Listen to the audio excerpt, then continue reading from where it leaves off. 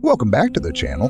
Before we dive into tonight's terrifying story, smash that subscribe button and become part of our fearless horror family. Because trust me, you don't want to miss what's coming next. We're dying to know. Where are you watching from? Drop a comment below and who knows? Your hometown could inspire our next nightmare.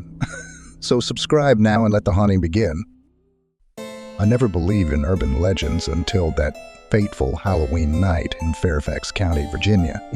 My name's David, and I work as a local journalist.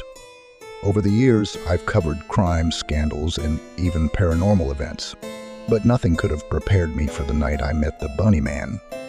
It was October 31st, and I was deep into a story about local folklore.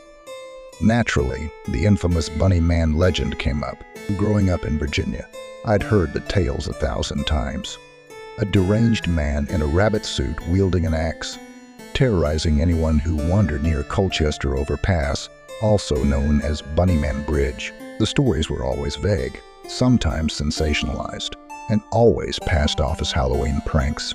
Even though I didn't believe it, I was curious. I decided to visit the bridge and take some pictures for my article. After all, legends like this one always seem to have something strange behind them. Little did I know this visit would change how I felt about fear. The night was cold, and the sky was dark with no moon. The road to the bridge was empty, and the trees on both sides seemed to close in on me. As I got closer to the bridge, it felt like the air was heavier. Everything around me was still, like even the wind didn't want to move. The bridge stood tall ahead, with graffiti covering its old walls. I set up my camera, and the flash lit up the dark surroundings. That's when I heard it, a soft whisper in the wind. At first, I thought it was just the leaves, but the sound grew louder and clearer until I could hear words. I am Rabbit. I can be anywhere. A chill ran through me. My hand started to shake as I turned around, shining my flashlight into the darkness. And then, at the edge of the woods, I saw it. A figure wearing a dirty white rabbit suit. The ears were long and floppy, and the face of the mask was twisted into a creepy smile, and my heart pounded. Was this someone playing a joke, or was I really looking at the Bunny Man? The figure stepped closer, and I saw something shiny in his hand. It was an axe, covered in what looked like old, dried blood. My legs felt frozen, and I couldn't move. His breathing was heavy and strange, echoing in the silence of the night. As he raised the axe, I snapped out of it. I had to run. I turned and sprinted as fast as I could.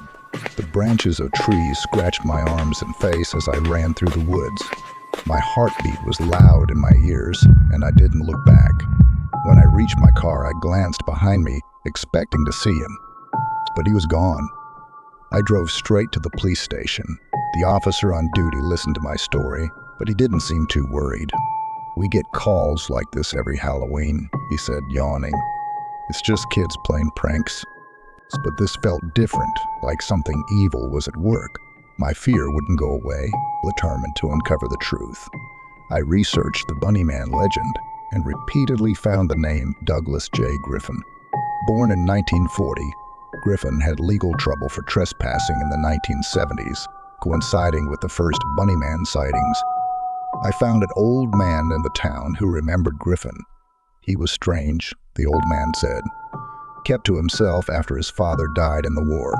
There were rumors about children disappearing in the 1950s and the 60s, but nothing was ever proven. This gave me chills. Could Griffin be the Bunny Man? I kept digging and learned about missing children and strange symbols in the woods near Griffin's home. Many people in town seemed too scared to talk about it, and I began to realize that the story of the Bunny Man was much darker than anyone knew. It wasn't just a Halloween ghost story. Halloween was coming again, and for some reason, I couldn't stay away. I had to go back to the bridge. This time I was ready. I brought cameras and set them up around the bridge to try and catch any strange activity. Hours went by and nothing happened. Just as I was about to leave, my motion sensors went off. My heart raced as I looked at the live feed on my laptop. A figure appeared out of the shadows. A man in the rabbit suit. But this time, it was worse. His suit was covered in blood, and strange symbols were drawn all over it. He moved strangely, like he was floating across the ground. As he got closer to one of my cameras, he stopped and stared straight into the lens. He whispered in a deep, chilling voice. Then, with one swing of his axe, the camera went black. I stared at the screen, frozen with fear. I replayed the footage, trying to understand what I had just seen. In the last second before the camera broke, I could see his eyes through the mask. They weren't the eyes of a crazy man. They looked sad, tired, like someone trapped in a nightmare. I knew now that the bunny man was real, but he wasn't just some crazy man with an axe. He was something much worse, something that couldn't be explained by the police or silly ghost stories. The bunny man was a dark force, a curse that had been haunting this town for years. For weeks after that night, I felt like I was being watched. Every shadow made me jump, and every whisper of wind made me think of him.